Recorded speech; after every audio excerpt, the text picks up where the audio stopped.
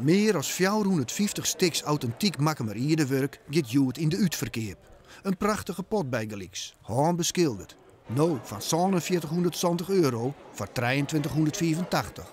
Een fruitschaal van 424 euro, maar Joet voor 262 mijn hoes. Daarom staat een riege van haast 200 meesken van een mooi betitel voor het warm van ierdewerkfabriek Tichelaar. Want die houdt na een skietenis van 450 jaar op met de productie van traditioneel dichelgoed.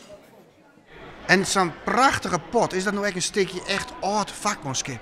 Ja, natuurlijk. Het is heel nauw met de hand beschilderd. Dus je hebt een schilder een paar dagen hoe het voordat het klaar weer. We hebben nooit bedrukt of wat dan ik. En we werken altijd nog steeds met Friese klei. Dus we hebben nooit in zinstelling tot andere kunstnemer iets bedrogen. Hebben we het ambacht naar boeten gebracht. We hebben nooit in China geweest of naar lege Nederland.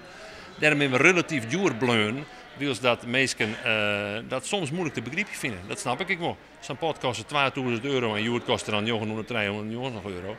Ja, ik denk dat daarom er zo'n lange rij nou voor de doos. Ik denk, nou, dan moeten we erbij wezen. Juur of net juur, uit het hele land komen de leerhavers Joet naar Makkum van een laatste stukje ierdewerk. Toen ik zandje weer, heb ik mijn eerste vaas gekocht. En dat weer een maandsalaris.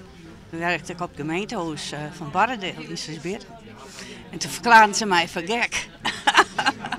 Ja, en het is nou nog weer een maandsalaris als je een mooie vaas hebt. Voor de trostneemeesken. Maar ja. Komt nou net weer waarom? Komt net weer. Maar net alleen de sammelers vinden het spietig dat de productie van het traditionele werk stopt. Ook de mijwerkers zelfs hadden er moeite mee. De initialen die staan erop. Pieter Portma, PP. En nou ja, het is een van de lijsten die ik maak. Hè.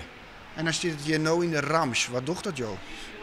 Het doet me een soort verdriet, want ik doe dit al bijna 40 jaar. No? Ben je het bang dat dit vakmanskip, het scheelde niet van zijn patroon, dat nou verlengt? Ik ben bang van wel, ja. Maar vroeger moest het bedrijf bijna van de hele productie van het makeradenwerk hebben. En ja, dat is nou nog maar een paar procent. Dus Het is net anders. Het is net anders.